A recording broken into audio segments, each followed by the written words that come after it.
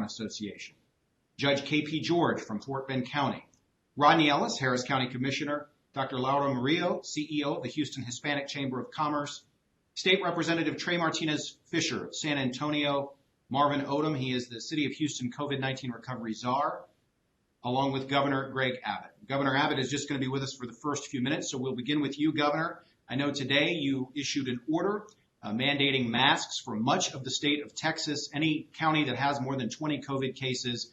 And so, Governor, my question to you is, why now?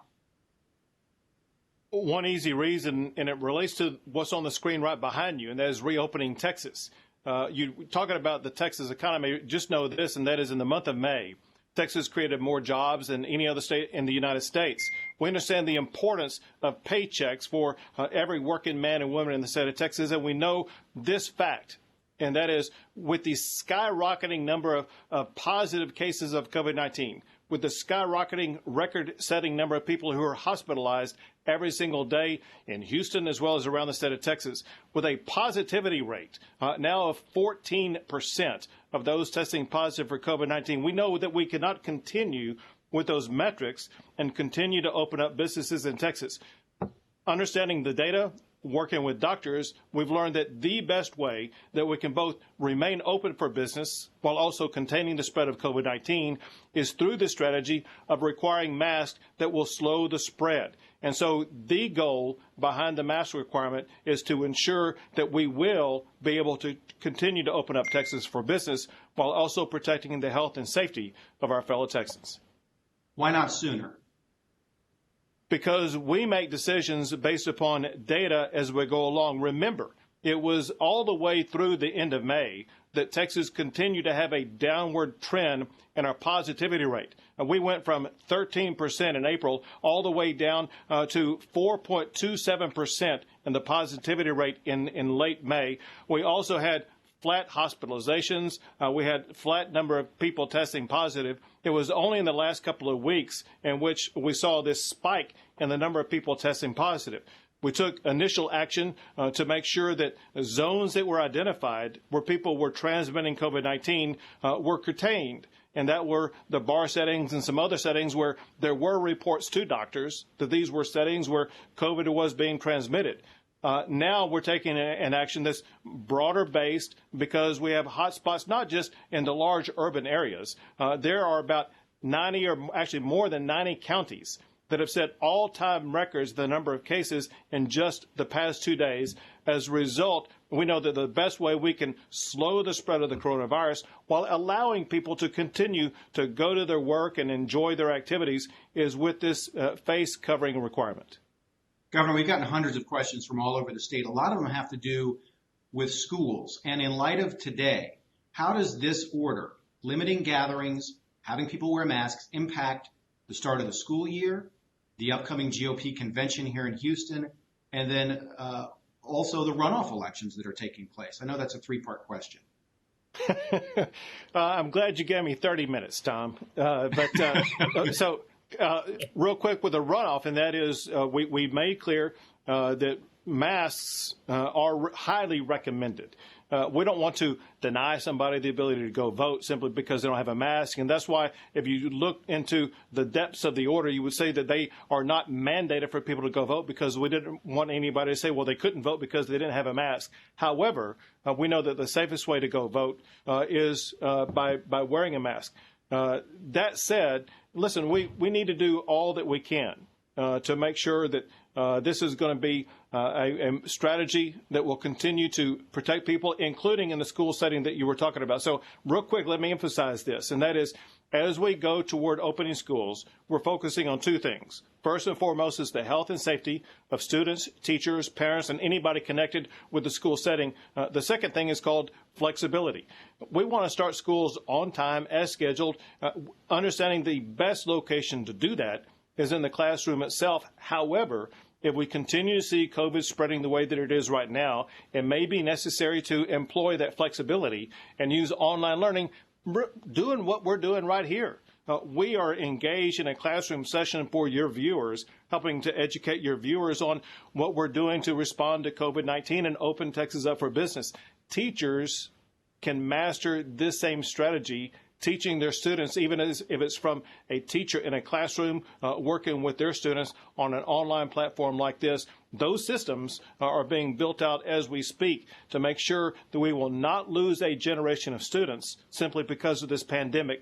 We have the ability to have the flexibility to make sure that our students are going to be educated, whether it be online or in the classroom. Governor, thank you. I certainly would have more questions for you, but I know you have to dip out to get on an important conference call. Thank you for your time tonight. We appreciate it. So we're going to move on from the governor. Go ahead. Be very safe over the 4th of July. Thank you, Governor. So I do want to ask anybody else on the panel right now, if you have a thought on the mask order that you'd like to share, please go ahead. This is Rodney. Go ahead. Oh, go ahead. AP, go ahead, please, Judge. Go ahead. No, it's common sense in my opinion. Last week or so, I signed an order to wear mask inside the business premises. It was a request from our business community. I got beaten up left and right, and all of a sudden this afternoon, I got this order emailed to me, and I was like, I'm so relieved. And because when you talk to, and we have Umair Shah, the doctor, HHS director from Harris County is with us, and so a medical community always agree this. We only have few tools, and mask happened to be one, and I'm glad Governor issued that order this afternoon.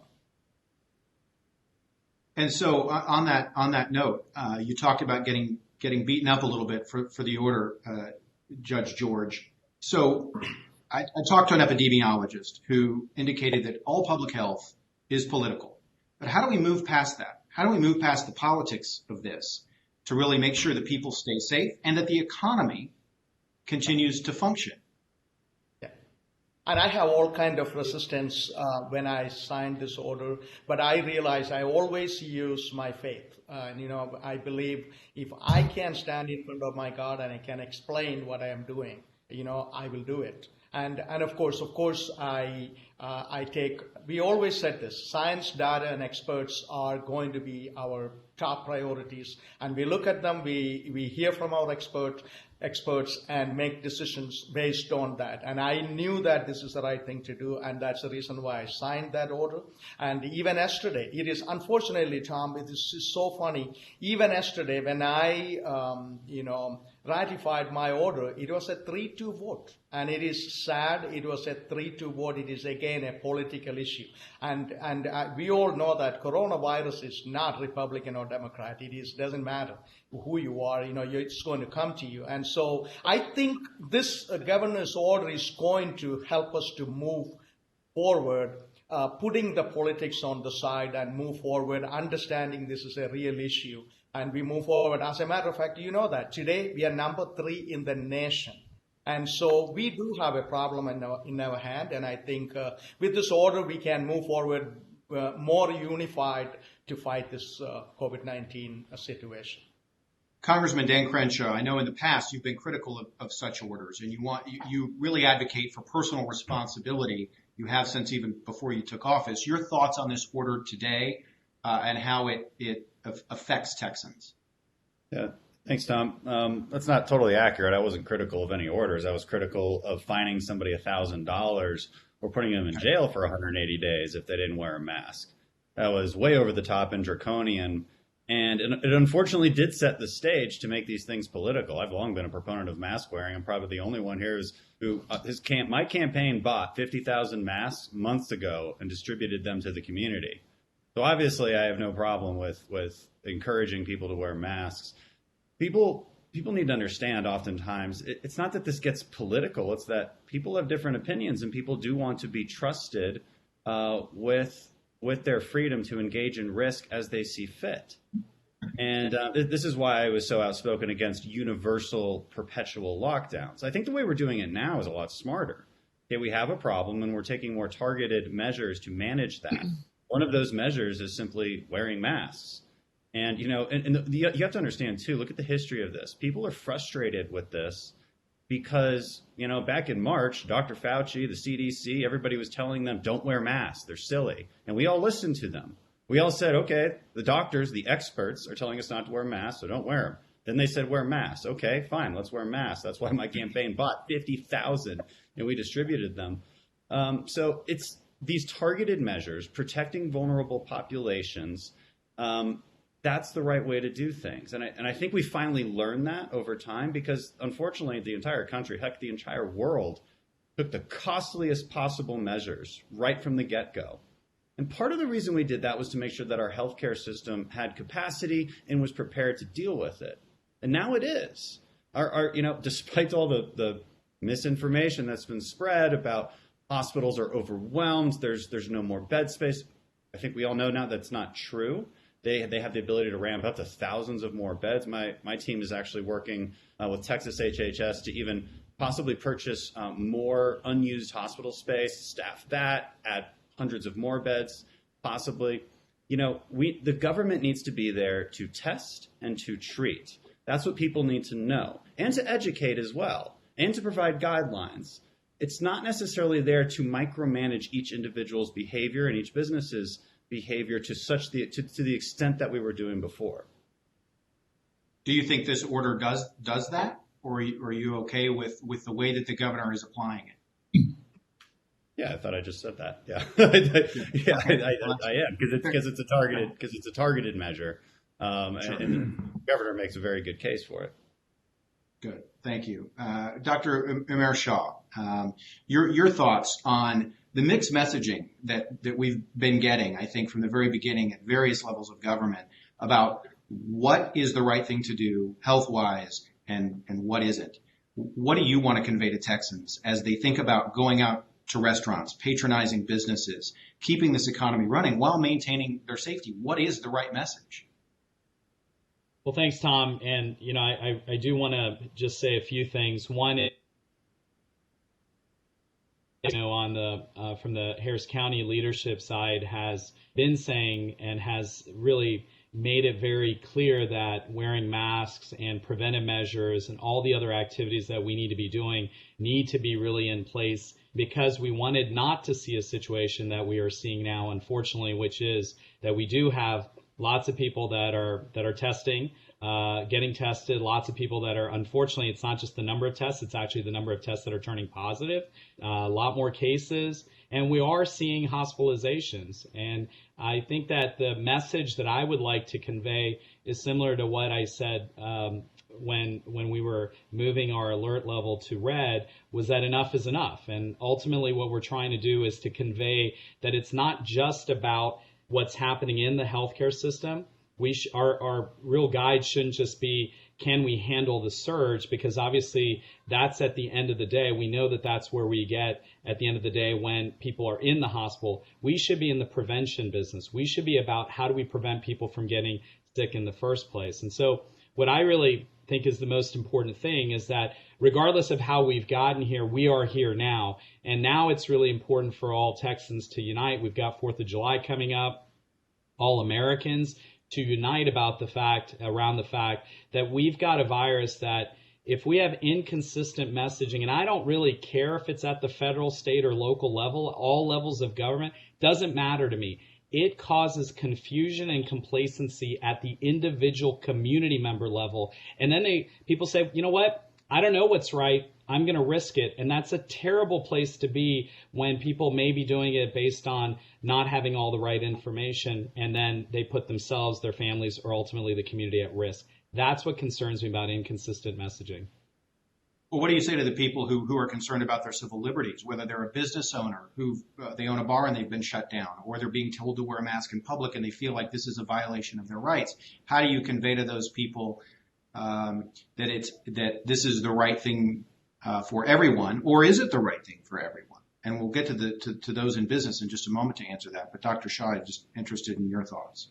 Yeah, Tom, unfortunately, I'm not sure there's anything that I can say is going to make somebody feel better about the fact that they're seeing a lifetime of work, a lifetime of efforts that are being impacted. I can't think of anything that I can say. I can talk about the future. I can talk about getting past it faster. I can be honest about the fact that we're doing everything we can, and this is a necessary step. But I do think it's important for us to remember that if we do not take these steps on in a very serious way and in a very forward-looking way, that means that we are going to be very strong and consistent about what we take on as either policies or when it comes to the messaging. We are going to be in this not just longer, but we're going to have more heartache and headache along the way. So I am very concerned about the businesses. I will say one thing about reopening is that it happened faster than I would have liked. I do also think from a public health standpoint, our concern was that you can reopen, but you can reopen with health and safety in mind, and that means that it's not an either or, it's an and. So let's do it together carefully so we can methodically work through this so at the end of the day, our economy doesn't get impacted as much, but we also have a situation where our health is also protected. Thank you. So turning now to our business leaders here, Emily Williams-Knight and Laura Murillo, wanted to ask both of you, and you can both answer this question. How do you balance keeping people employed and solvent and keeping businesses open with the same message that we need to stay at home and be safe? I think it's very difficult for a lot of people to reconcile those two things. From the business perspective, how do you do it? Would you like me to start, Tom? Sure, go ahead. Sure. So I think, I'm just going to take a big step back because I think we've been through in the restaurant industry. It's important to remind people that before this crisis, we had 1.3 million employees working in Texas in our restaurants, about $70 billion in sales to the Texas economy, 50,000 freestanding units, and frankly, we're growing like crazy. And so for us, the difficulty is absolutely right. We don't really think we should choose between health and safety and the livelihoods of these business owners and employees. And that balancing, as Dr. Shah just said, is so critical. And so from the start, we put the Texas Restaurant Promise out for a reason, is that we truly believe in order to get through this recovery, that it's a joint partnership, what the restaurant will commit to doing and then what that individual consumer will do when they enter that establishment. And that is critical because if they're not following the guidelines that the governor's outlined or health experts, when they're not in our restaurant, we can only control maybe that 45-minute experience. And so on top of that, we took it a step further and said, in order to build trust with the community, the only way to do that would be to have some type of certification, but then also an evaluation. So we rolled out the Texas Restaurant Promise Certification Program in partnership with Dallas College. And we took a grant from the Workforce Commission and said, let's train everybody in this new world. It's new for every operator, every employee. Then let's certify them so all patrons know, hey, this restaurant's gone through the steps that are required to be safe in this COVID-19 environment. But then bring a third party in to say, let's see if they're actually doing those activities. And so I think we've tried to balance all of that out. At the same time, what's been very challenging for us is in some cases, the media will turn towards restaurants as the source of COVID-19. And we know we were operating for 6+ weeks before the spike occurred. And frankly, none of us really got to 75%. It was a nice number, but because of social distancing, most restaurants never got past 50% capacity. And so I think the restaurants have led on safety, and I'm speaking about restaurants. We will continue to. We can't afford to lose this sector.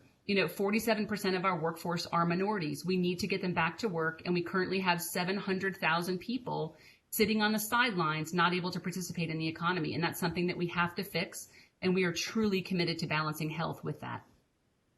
And people of color, communities of color, or underrepresented communities are disproportionately affected, both from a work perspective and also from a health perspective. So, Dr. Murillo, if you're a business owner and you're a minority, how do you reconcile asking people to patronize your business when you know that there might be statistically a greater chance of someone who comes to your business or your employees getting sick? Well, first of all, the state mandate now, which requires one to wear a mask, is going to help.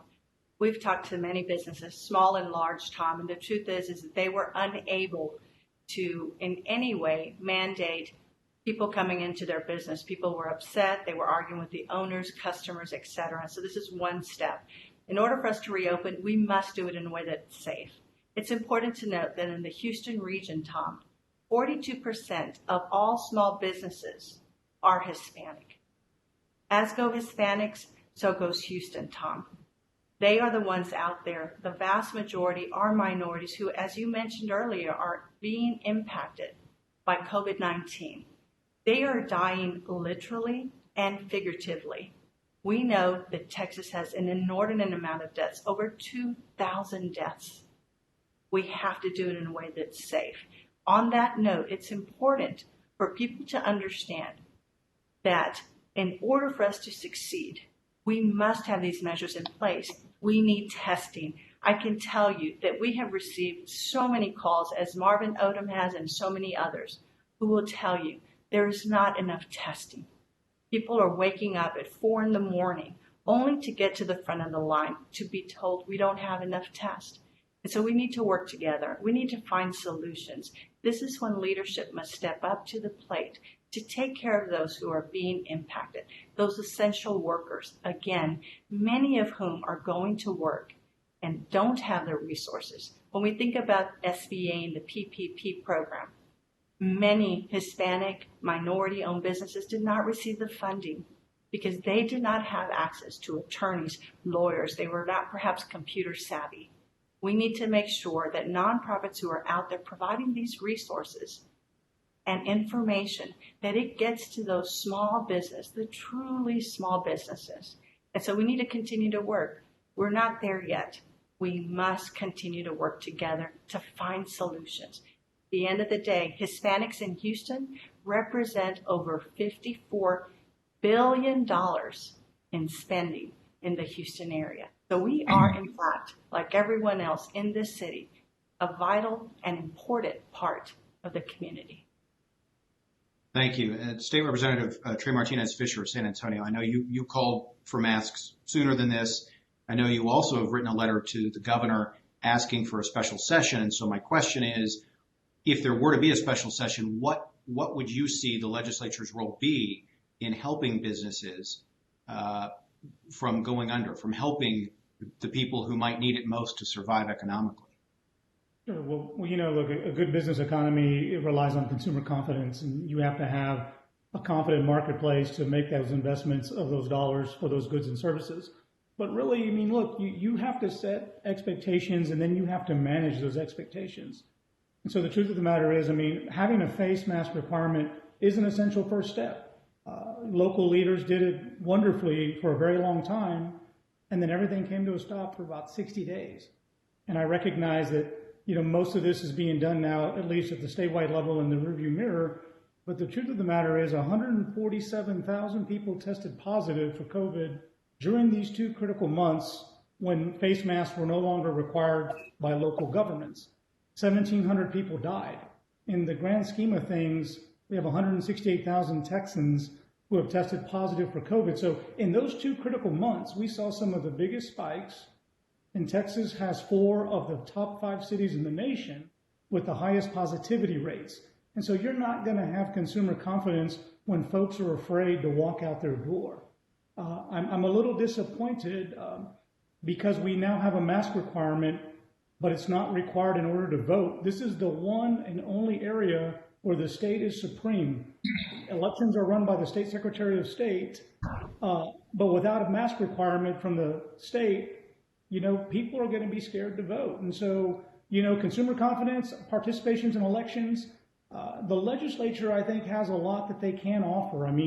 I said that bipartisanship, we have a chairman of a committee of human services who's a Republican who's been speaking out about the fact that 40% of our deaths in this state come from nursing homes.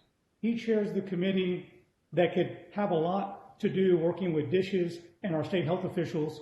We've talked a lot about schools and some of it a little here earlier. We have a wonderful Republican chairman from Kingwood in the Houston area that I think that if we're looking for guidance on STAR testing, if we're looking for guidance on flexibility, if we want to reassure people across this state that we are trying to get it right, the legislature has a lot that we can offer. And so I formally asked to engage the legislature. But if you look at the state law and you look at the state constitution, the legislature already should be active. And that was my reminder to the governor, is that we have an active role. We have the final say on what a disaster declaration is. And so if we can make that final determination, then we simply can shape the course and the path that the governor is taking on behalf of the rest of the state. And further, while we all know our Constitution is much stronger than any state law, We have constitutional limitations on the time and scope of these disaster declarations. And to move through that, it requires an act of the legislature. And so that was simply my point to the governor. And it was done in the spirit of having both folks from both parties, big cities, small cities, young and old, come there and be part of the solution. I certainly hope he gives it the credence that it deserves. And like I said, I mean, all we want to do is contain the spread. Masks are a good first start, but giving our tools to our local leaders, most importantly, is what we really need to do. The only time I've ever seen the curve get flattened in our state is when our local leaders were in control. And I think that we need to revert back to that. So I want to get to a couple of leaders who've been very patient because I'm coming to them at the end, and that's Rodney Ellis and Marvin Odom. And I'll let either one of you take this question first. But, you know, today the mayor indicated that he'd like voluntarily for restaurants to diminish to 25%. And he's asking people voluntarily to stay in their homes and to not gather in large groups. From your perspective, how does this fit into what happened today in Austin? And where does personal responsibility fit into this while you're also trying to keep the economy afloat? Marvin, I'll let you go first. And I was deferring to you, Commissioner, but okay, I'm happy to start. Well, you just used a word, Tom, that I think is two words that are key to the way I approach this whole thing. And I think individual responsibility is enormous in this case. I mean, when I think about what we're trying to address with this virus, the toolkit, unfortunately, is very, very small. But as Umair and I've talked about many times, but the toolkit, the good news is it's very, very clear. And I would almost simplify it down to, ahead of having a vaccine, it's about wearing a mask, keeping a distance, which is, think in terms of 6 feet of distance. And so as you talk about restaurants and other elements, for me, it's less about specifying 25% and that type of thing. And it's much more about saying, I look at it individually and say, if I can, and I'm unable to go up to a place where I can wear a mask and stay 6 feet away, then I need to leave, right? And that ought to govern, crowd size and occupancy and that type of thing. So individual responsibility, I hope this upsurge that we're seeing right now, the one thing that comes out of that is individuals start to take this more seriously and take responsibility for doing those things. I've long felt that if you wear a mask and you follow those rules, it means you have a lot of respect for those people around you, so your community, and it means you want this economy to open and grow as quickly as possible. That's all it means. And so we need to take the individual initiative to be sure we do that. Commissioner Ellis? I would just say that, all of my friends, and they're all friends, have raised very valid points. But it is interesting. Here we are 100 years later after the Spanish flu. Laura's only called Spanish flu because the King of Spain got it. And they were reporting on it in Spain, but it did not originate there. But we're only using the two tools that they had back then, mask and social distancing. Now, the third one we have that we haven't talked about too much is that contact tracing. But at least now we know if somebody has it, you ought to put some resources into tracing to see if they had it. I will say to you that I do think people on the ground in a big state like this one probably have a pretty good sense of what goes on, better than people who are somewhere else, whether that's in Washington or in Austin. I don't know, Trey, that I necessarily felt that way when I was in Austin, but now that I'm back home more, I do see it. I will say to you also that I think we as leaders have to watch our tone. So to as much as I can, even if I disagree with someone, including some of the speakers here tonight, I try to temper it. But obviously, I know reasonable minds can disagree. If you feel strongly enough about an issue, you try to do it politely, but you have to point it out. Right now, the reason Dr. Fauci, I read some poll, is the most admired person in America is because he's showing a willingness to keep the course, to follow the science, even if he disagrees, and even if it is his boss. But look, here's a big challenge for us. We started off in Houston, in particular in Harris County. Judge Hidalgo, Mayor Turner made tough decisions. First big decision was in Austin to shut down South by Southwest. To shut down the rodeo, that was bold. And a lot of people thought they'd lost their minds. That's 5 Super Bowls. As it turns out, in hindsight, it was the right thing to do. I think, in short, what we've been saying tonight is all of us are worried about people's lives, but we're equally concerned about their livelihood. But you cannot have a livelihood. There'll be no Chamber of Commerce if there's nobody to go to work. And I want to make this 2 last points. In terms of the impact on communities of color. In part, the reason why Hispanics and African Americans are disproportionately impacted by this in terms of deaths and infection rates as we know it is because of underlying conditions. So Representative Fischer, if you all were to have a special session, you ought to at least look at, try to avoid the politics, do what Oklahoma just did. You know, another very conservative state in the middle of this. They let the voters decide, and they went ahead and took the Affordable Care Act money. Part of why hospitals are challenged, if they can't do those optional surgeries, is that's where they make the money. And we're going to have a big hole to dig out of. And the last point is, in terms of voting, that's the one thing we're known for around the world that distinguishes us from our friends in Wuhan and everywhere else on the globe. And the safest way to go vote is the way I voted, because I'm now 66. So for the first time in my life, I did a mail-in ballot. And with what we're going through, we got to get beyond the politics. I know the Supreme Court will sort it out, but the easiest thing to do is put resources into making sure that people have confidence in it. But just as our military folks who have represented us at theaters around the world to protect us can vote by mail, we older people, not old, Congressman, older people get to vote. And what's the difference between the way I vote now that I'm 66 and the way I voted when I was 63? So I hope we can, if we have a special session, sort that out and not leave it to the Supreme Court. But look, it's hell, but we're going to get through it and get through it together. Commissioner, thank you. Congressman Crenshaw, I wanted to ask you, I know, and I don't want to mischaracterize what you said again, but I believe you've been disappointed that Congress is not in session. You believe that you should be up there working. And if you were, what more could the federal government do to make sure that people not only have enough money to put food on the table, but also can get back to work? Yeah, there's a couple of things. I do think there needs to be talk of what a second round of PPP might look like. It should probably be industry focused, not as widespread as it was before. One of my bills, the Jumpstart Act, would fix this problem that we have that I think Emily alluded to, which was you got a lot of people sitting on the sidelines because they're getting paid more money to stay at home than come back to work. I've talked to a lot of Houston businesses that are having this problem. People are making a rational financial choice to stay at home. Why? Because we gave them an extra $600 a week in unemployment benefits to stay at home.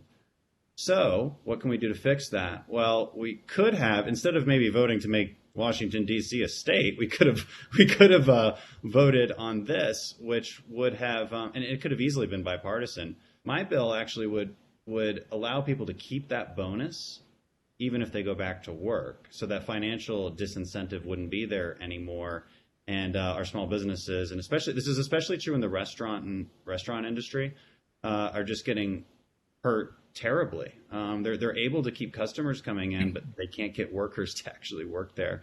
There's some pretty obvious things that we could do just to help people out. But we're not in session for at least another couple of weeks, and it is disappointing. Thank you. So we had several hundred viewer questions. And so one of them came from viewer Carrie Brightwell. And this question would be maybe for the Texas Restaurant Association or Houston Hispanic Chamber.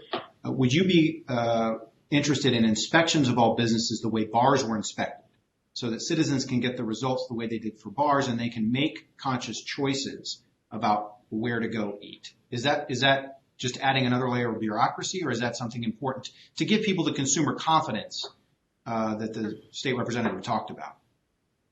Yeah, I think we have to remember too, first, that COVID-19 is not a foodborne illness. I think that's just something I have to say, and every time I speak, there's a lot of confusion in that restaurants are inspected by the health departments consistently throughout the entire time they're operational. And so you can see those health inspection scores. I think when it comes to COVID-19, the reason that we stepped forward and created the Texas Restaurant Promise certification program is the campaign is Dine at the Sign, and exactly what we're doing. It's a great question. We will have consumers look for that sign that says that restaurant's gone through training, their employees have been trained, and they actually have a third-party evaluator who comes in on site to actually do an analysis. And that feedback goes back to the restaurant. One of the things that's been very hard for restaurants is that, and I think it goes back to many of our panelists tonight, the inconsistency on what they believe is required for a restaurant to do. And so you'll have social media go crazy and literally break a restaurant, bring it to its knees because someone expected glove masks, temperature checks, and everything in between, which of course was not part of the requirement. So that inconsistency, we're hoping will level out, and we absolutely want to give diners confidence. Our challenge really hasn't been the experience of the diner when they enter the dining room. We've had to invest more in PPE. If we'd all bought stock in a plexiglass company months ago, we probably wouldn't be on this conversation tonight. But you think about what these small business owners have had to invest in and then have to deal on top of it with media that continues to focus on restaurants as the place that COVID is essentially found. And yet we still have we're so behind in contact tracing and testing.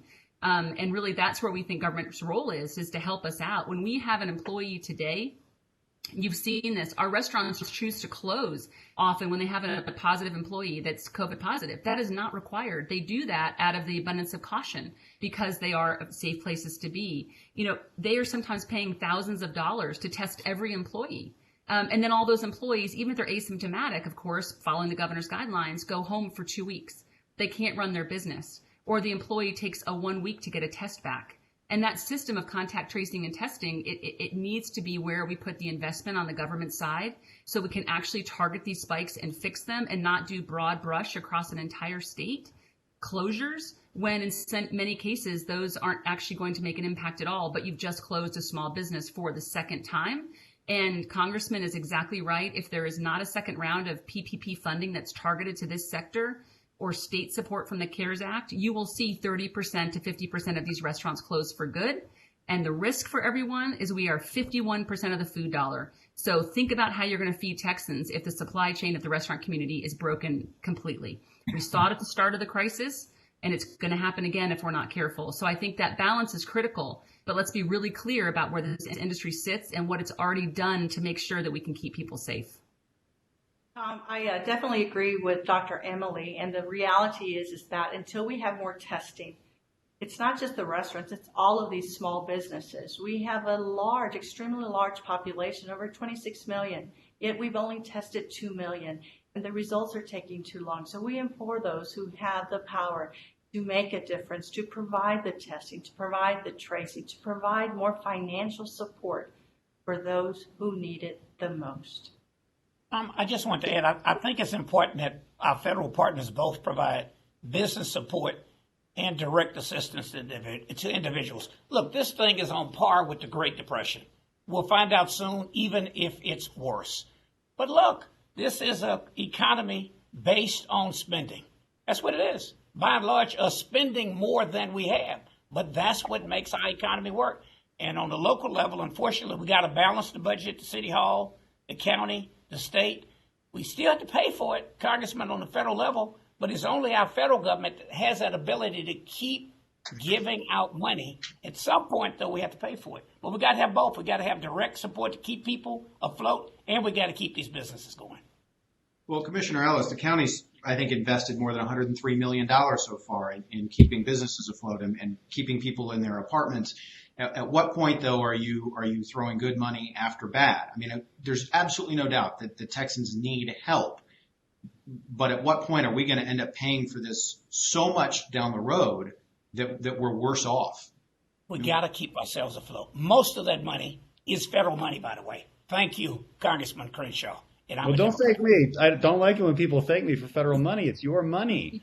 This is why it's not unlimited. It's not unlimited. Is the local money. But here's the point. We have no choice. I mean, you think about it.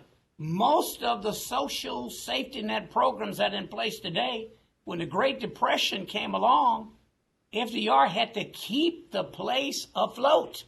So all kinds of programs were created. Wisely, go out and do infrastructure projects that maybe we should have been doing anyway.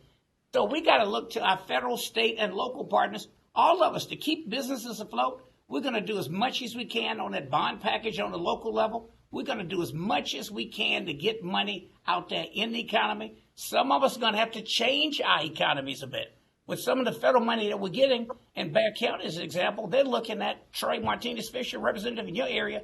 Are there things that maybe you have to do differently if this lasts for a year? The tourists are not coming back. And that's what your economy, to a great extent, was based on.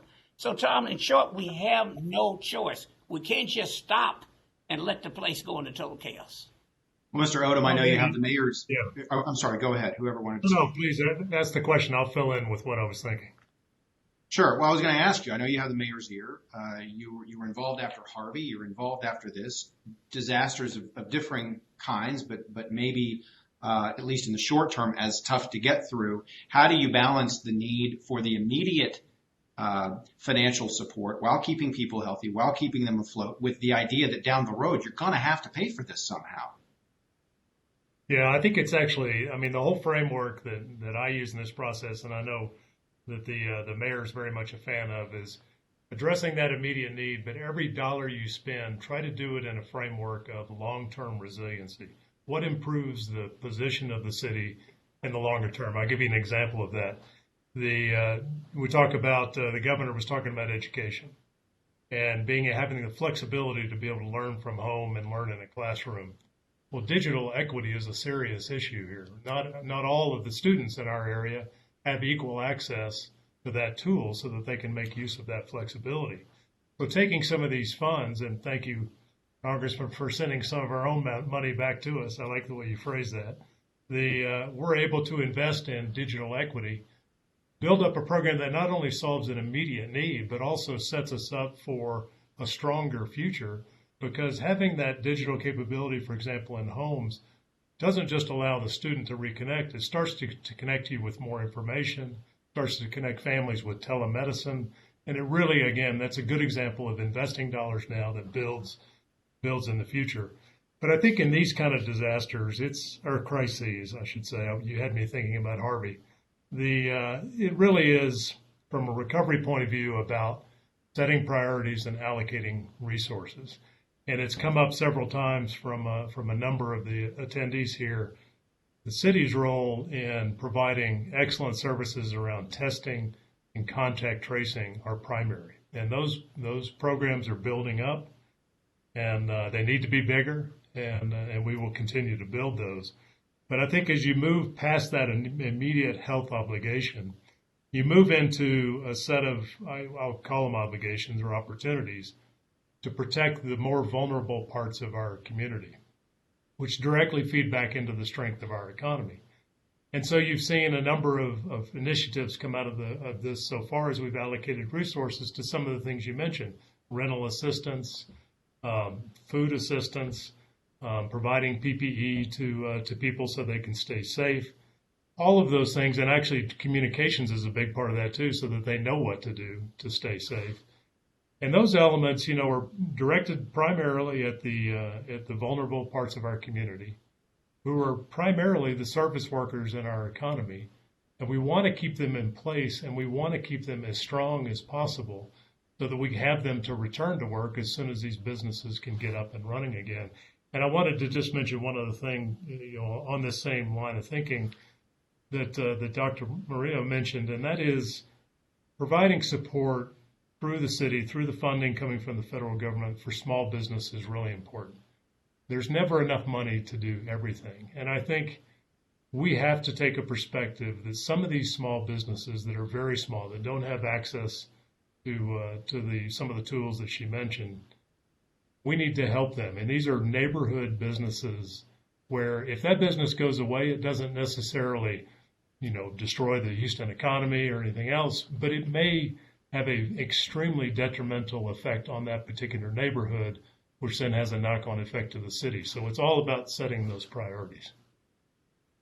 So we've seen across the country, whether you're talking about California or Arizona or New York, that different approaches, at least right now, all seem to have similar results. People got sick. People are dying. In several cases where they shut down the economy completely, it's now spiking again. Where there was only a partial shutdown, it's spiking. Where they didn't shut it down at all, it's spiking. And so what is the threshold? And I want to direct this questions to Fort Bend County Judge George and to Representative Martinez Fischer. What is the threshold at which you tighten restrictions more, or at which you pull back from them and open up the economy more?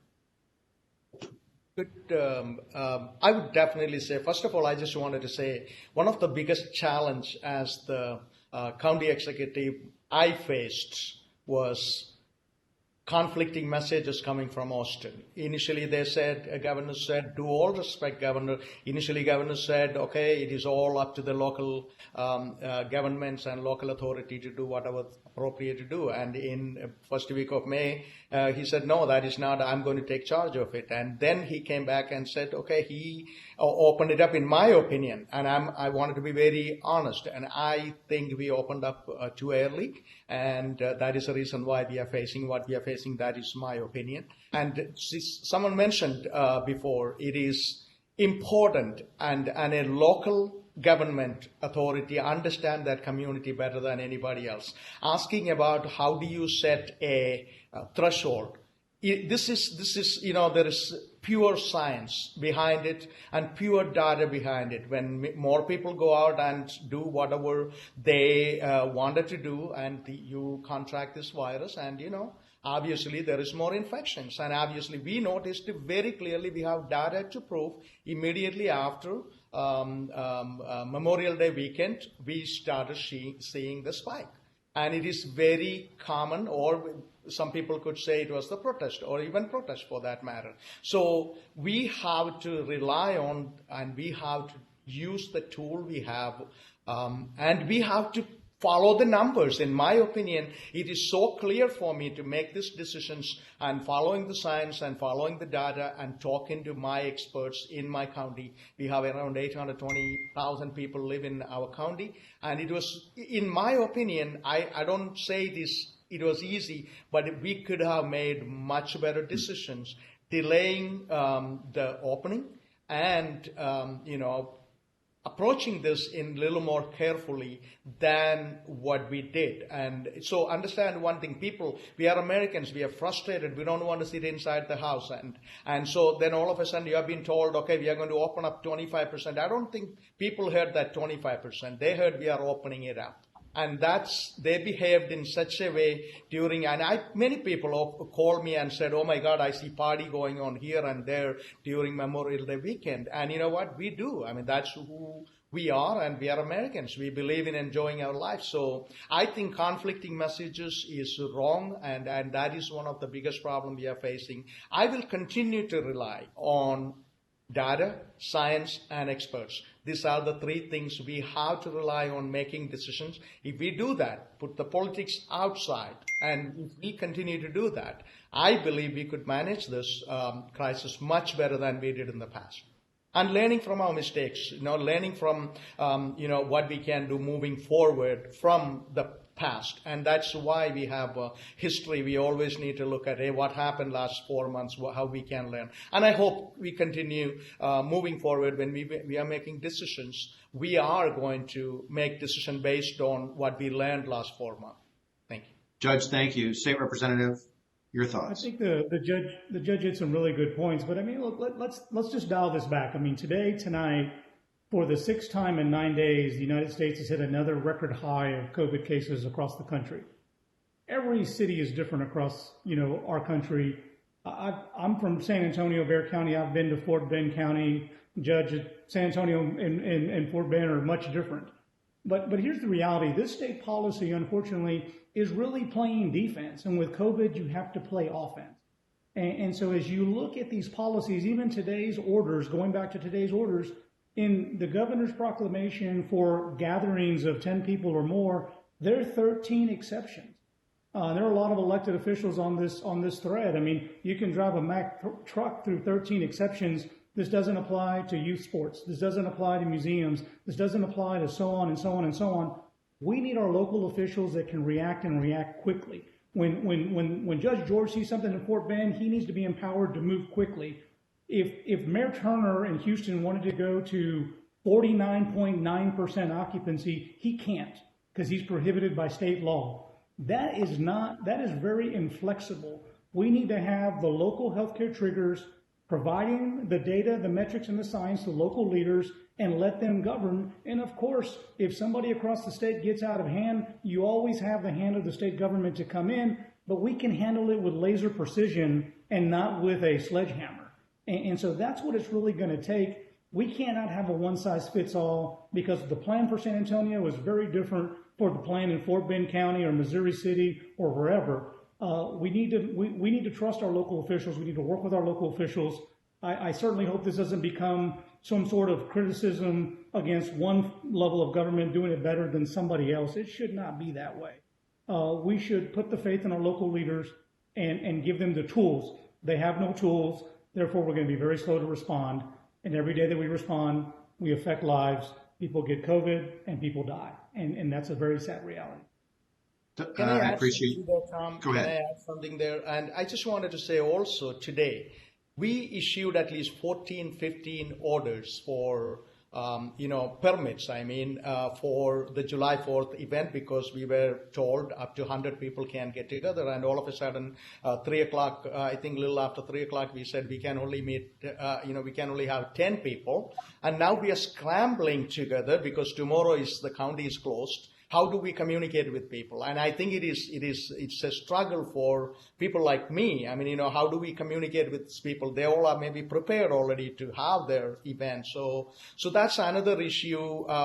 We got this information like everybody else, and I wish we had this information much before so that we could at least plan and inform the people who we issued permit to do their fireworks or whatever they wanted to do for July 4th weekend. So that's another challenge as a county we are facing at the moment. Thank you. Judge, thank you. I promised all of you, we got a little less than 10 minutes left, that I would give you each an opportunity to kind of have a closing thought. And I want to start with Dr. Shah. Your thoughts as you reflect back on the last 45 minutes here and what you want people to take away from this. Well, Tom, thanks. And first of all, thank you to all the folks on this really this town hall. From the standpoint of we all are united together. We have our communities expect us to work together. They do not expect us to be divided. I wanted to just say two things, Tom. One is that there are a lot of, and Commissioner Ellis nicely talked about epidemiology and contact tracing and messaging, and Representative Martinez also made this comment about the sort of playing offense. And I always think of public health as the offensive line of a football team, and yet everyone focuses on the quarterback, which is the healthcare system. This is a primary public health crisis with secondary impact in the healthcare system. We sometimes and oftentimes forget that, and that is a real problem. So what I would ask are two things, is that one, everybody on this call and everybody that is really out that is making these policy decisions, please support public health and prevention, consistency of messaging, and all the efforts that we're doing within public health to really fight this virus. And number two, I think absolutely critical to this is that as we are now on 4th of July, we as Americans have to unite. We cannot be talking about getting this right or wrong or left or right or red or blue. This has to be all Americans really figuring out a way that we can work together despite our differences, despite our viewpoints, because ultimately that's what's going to help us out of this real hole that we're in right now, which is fighting a pandemic that unfortunately in this country has gotten out of hand. We have to do everything we can to support that, fight together, and really ultimately make sure our communities understand that we're fighting on their behalf. And so with that, Tom, I would just want to say thank you again for hosting this and moderating this, and thank you, everyone. Dr. Shah, thank you. Congressman Crenshaw, your final thoughts? Sure. The title of this entire discussion is Reopening in Texas, and there's been a lot of suggestions that we reopen too early, as if it's, I'm sure everything's 2020 in hindsight. But if we are looking at the data, then we have to note something pretty important, which is that, and this is as some have noted, cases were not going up as we reopened on May 1st. As was also noted, when people heard 25%, they were out. I saw it too. And so restaurants were operating safely. People were out for weeks up until the end of May. And at the end of May, a lot of people saw Memorial Day parties. There were 60,000 people in the streets packed together in Houston in late May. And so this is what we're dealing with now. And I want to make sure we're not punishing small businesses. And let's just remember something. The goal of public policy is not just to limit cases. It's for the general well-being of the public. And that can mean a lot of things. That means education. Let's not forget that the American Association of Pediatrics came out this week saying we have to get kids back in school. The cost of having kids out of school far outweighs the benefits of keeping them home. It's a bad deal for kids. They're not learning as much. Domestic abuse has gone way up.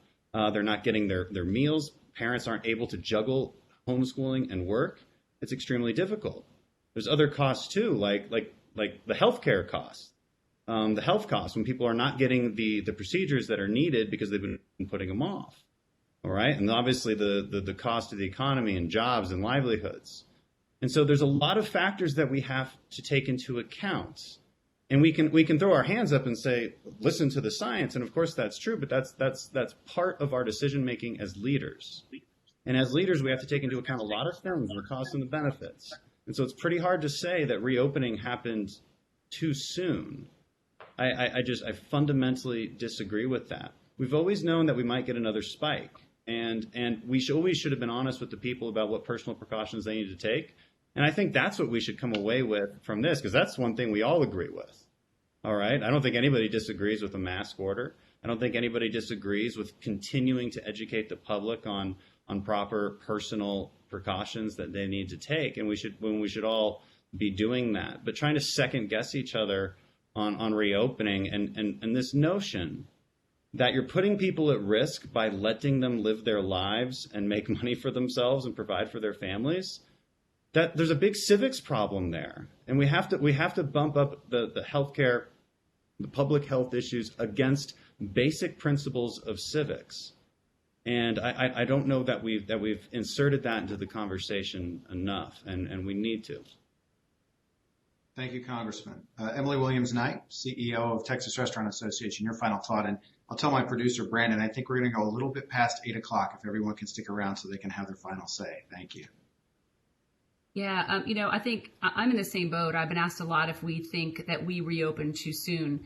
And I think from my seat, and I represent restaurants, and I'm certainly not in public health, and I'm thankful we have the experts we have here today. But I don't think we did, because for so many weeks, things were very good, and we actually saw businesses start to actually move forward, and we had employees start to be rehired that had been sitting on the sidelines. We can look now at Washington, Oregon, and California that are having major spikes, and they were locked down far greater than we were.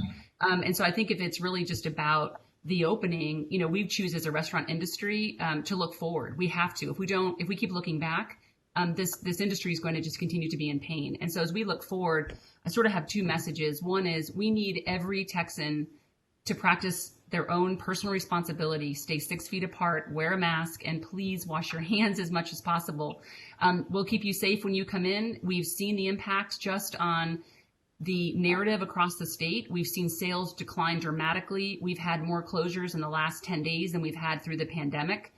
People are giving up. These are small businesses. Someone mentioned these are your coffee shops and your fried chicken restaurant, and they won't be replaced with other restaurants. And so that's the heart of a community. No one's really focused on the social and emotional loss of sitting around a table, sharing and breaking bread with one another. It's actually globally how we actually, form friendships and partnerships. And so I think we need everyone to do their part, because if we do, we will get this economy moving in the right direction. And second, the role of testing and contact tracing is critical. We have got to have a process in place, especially for business, to be able to find that someone's positive quickly, identify it, make it an affordable option, and then, of course, act and enforce the guidelines.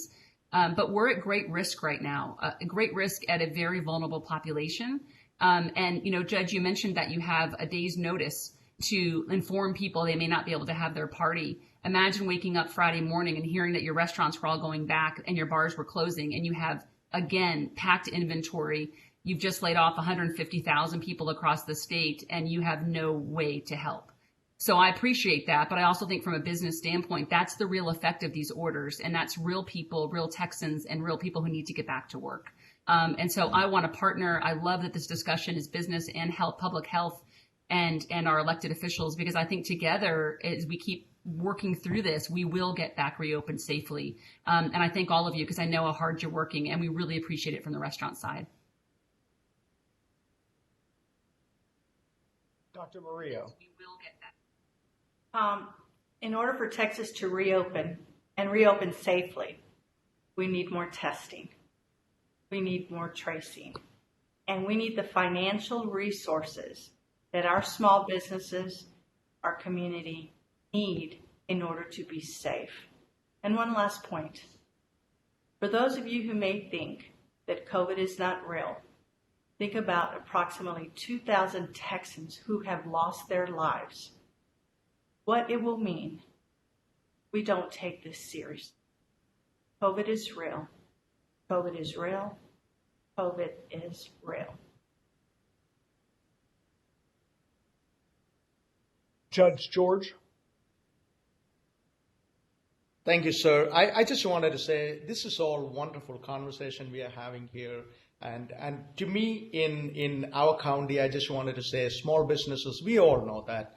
Small businesses are the backbone of our community, and that's the reason why when it comes to COVID, the CARE Act money came into the county. We dedicated almost $38 million for a small business grant, and we want them to come back. And we want, because I always say this: our small businesses are the one hiring and the one paying the tax and moving our economy, and there is no question about it. We will continue to help, continue to work with our small businesses. That's our goal. I always said this: we always invite business community to have a dialogue, and we will, whatever they wanted to do, whatever the level we can support them. I'm always available to do that. With that, we may be, so many things we can disagree on it. One thing I'm so excited about.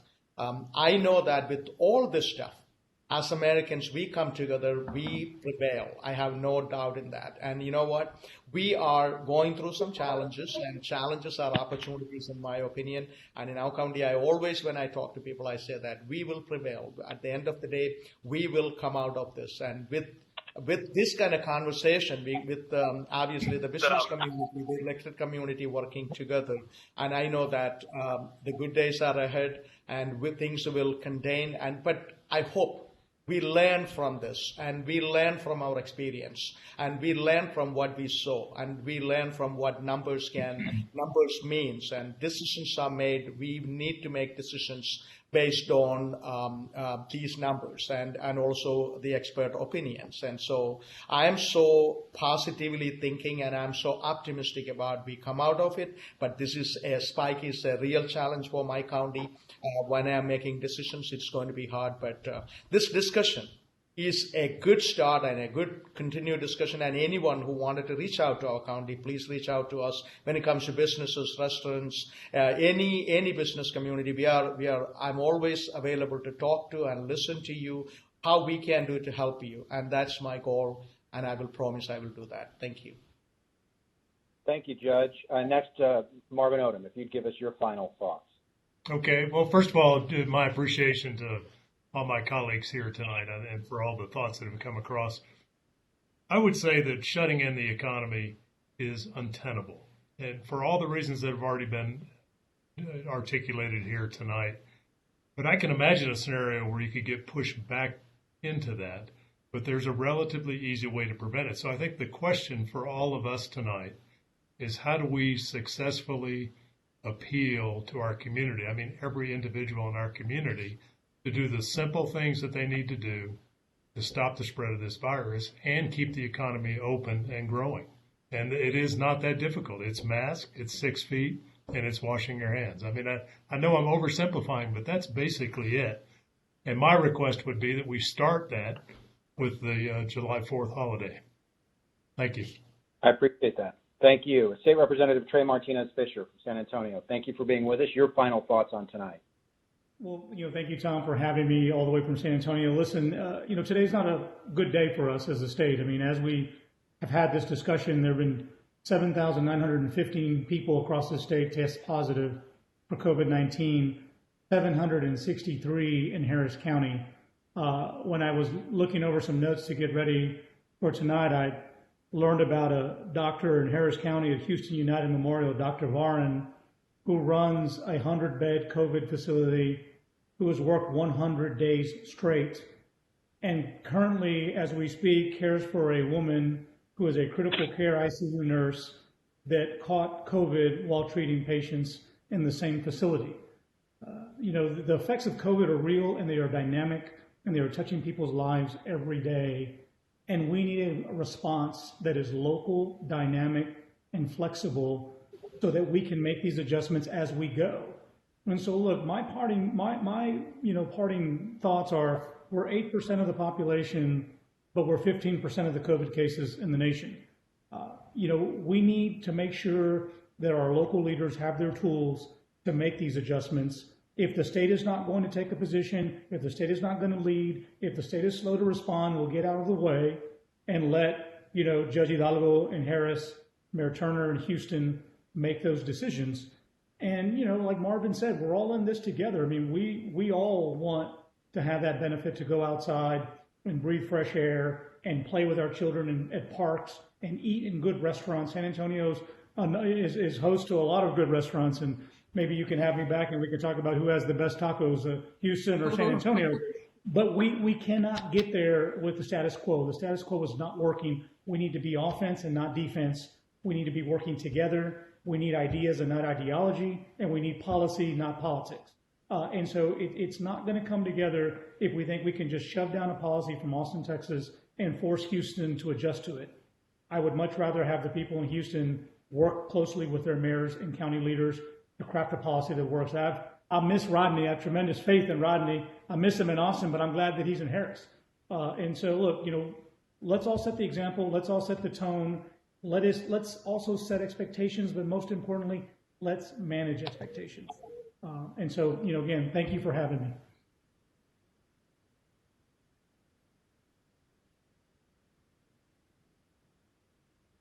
All right, Commissioner Ellis. I was worried. I thought we lost you. Hey, thank you for doing this. I hope that we have been civil, no real sharp elbows tonight. Look, my closing thought would be that as much as we talk about Texas and business, and that is so important, just remember the face of business in Texas would be those workers. And the face of Texas, by the way, has a tremendous inequality on it. You had a lot of people who were at the back of the bus before COVID-19 showed up. When we set up that little relief fund, about $30 million, we took our money. We know there's a large immigrant population. They are the backbone of our economy. They pay income taxes. They pay sales taxes. They pay property taxes. We didn't want to get into an argument about whether or not they could participate. $15 million went directly to groups that Odom worked with the Harvey Relief Fund, with the Community Foundation here of Harris County and Houston. $15 million we put into a program. We structured it so you'd get to the most vulnerable people out there. So we let everybody apply. We didn't just do it online because some people don't have access to the internet. Multiple languages. I was shocked. Almost 1.8 million people went to the website trying to get $1,200 to $1,500 in direct assistance. Out of those who qualified, we had to turn down $450,000.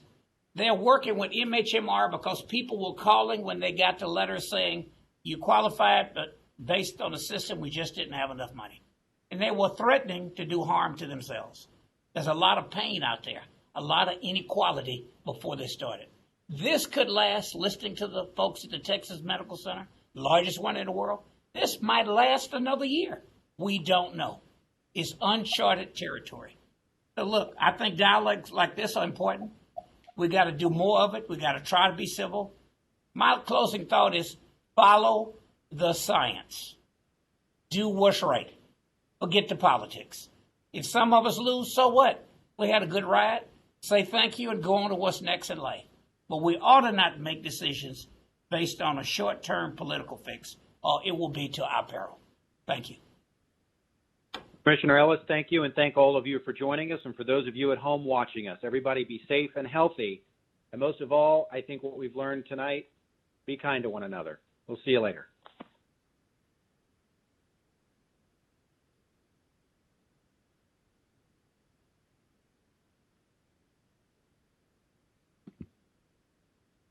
Now tell them how to turn this thing off, Shah.